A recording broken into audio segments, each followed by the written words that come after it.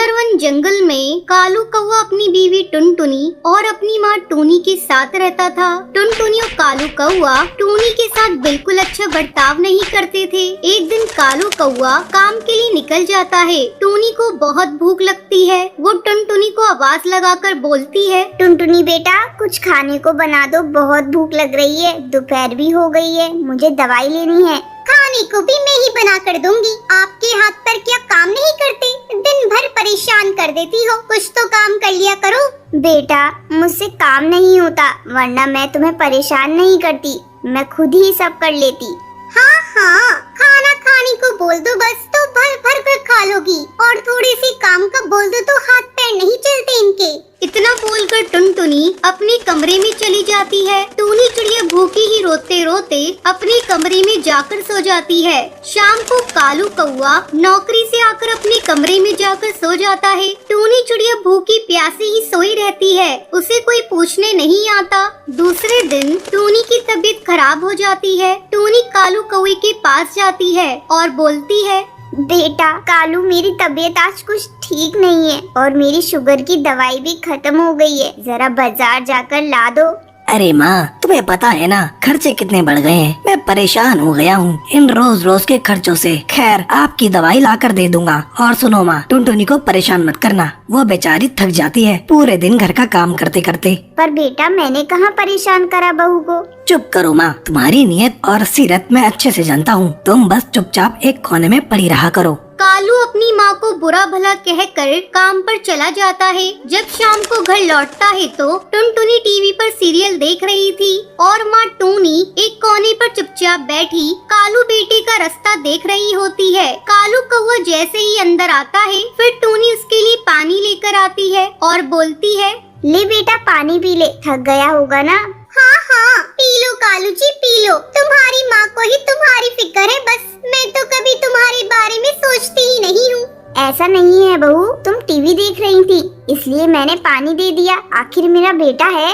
अरे सब समझती हूँ मैं आपकी हरकतें, कितनी चालबाज हैं आप, घर में फूट पड़वाना चाहती हो। ऐसा कुछ नहीं है बहू, बेटा तू समझा बहू को, ये क्या कुछ बोल रही है। क्या समझाऊं है, क्या समझाऊं, सही तो बोल रही है, कोई काम होता नहीं तुमसे और मुझे देखकर सब काम खुद करने लग जाती हो। मुझे तो समझ नहीं आता कि कैसे झेलूंगा मैं तुम्हें माँ। मैं तो कहती हूँ इनको ना किसी वृद्धाश्रम में छोड़ाओ, जान खा रखी है इस बुढ़िया ने। हाँ सुबह ही किसी वृद्धाश्रम में ले जाता हूँ। बेटा मैं कहीं नहीं जाना चाहती, मुझे अपने से दूर मत कर, मैं मर जाऊंगी। तुम्हें जाना ही पड़ेगा माँ, तुम इस घर में रहने लायक नहीं हो, तुम्हें इज्जत की रोटी हजम नहीं होती माँ, और ना तुम हमें ठीक से रोटी खाने देती हो। अब हम ही इस घर को छोड़ देंगे, बस यही चाहती हो ना। कालू कौवे की बातें सुनकर टूनी रोते रोते बोलती है,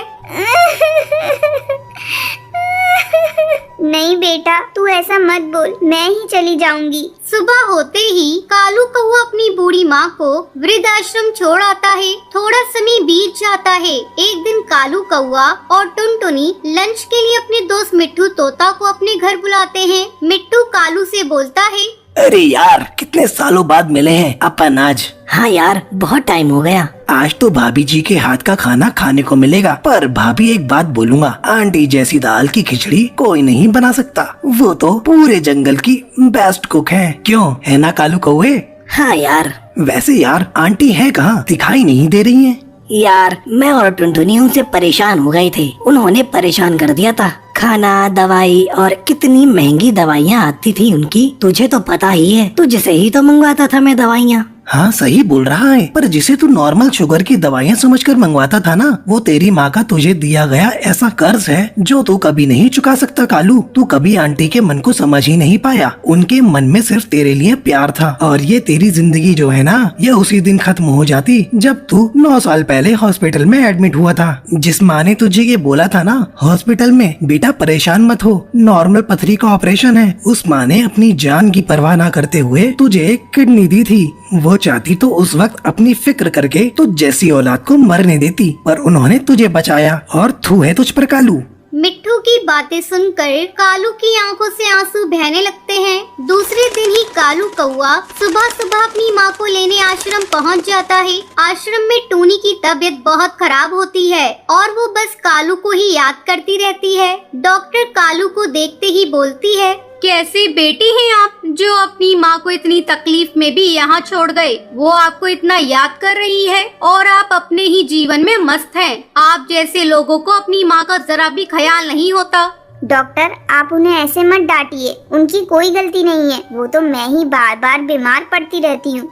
देखा कितनी अच्छी माँ है, तुम्हारी गलतियों को भी अपनी गलती बता रही है। तुम धन्य हो जो तुम्हारे पास माँ है। इस दुनिया में ऐसे भी पक्षी हैं जिनके पास माँ का साया तक नहीं होता। डॉक्टर की बातें सुनकर कालू अपनी माँ टूनी को रोते रोते गले लगाता है और बोलता है, माँ मुझे माफ कर दे माँ, मैं तेरे कर्जों को कैसे उतारूं। माँ मैंने तुझसे बहुत बुरा बर्ताव किया। माँ जी मैंने भी बहुत बुरी तरह से आपको परेशान किया, मुझे माफ कर दीजिए माँ जी। अरे मेरे बच्चों, माँ कभी अपने बच्चों से नाराज होती है? मैं तो बस हमेशा तुम्हें खुश देखना चाहती हूँ। और फिर तीनों खुशी खुशी घर आ जाते हैं।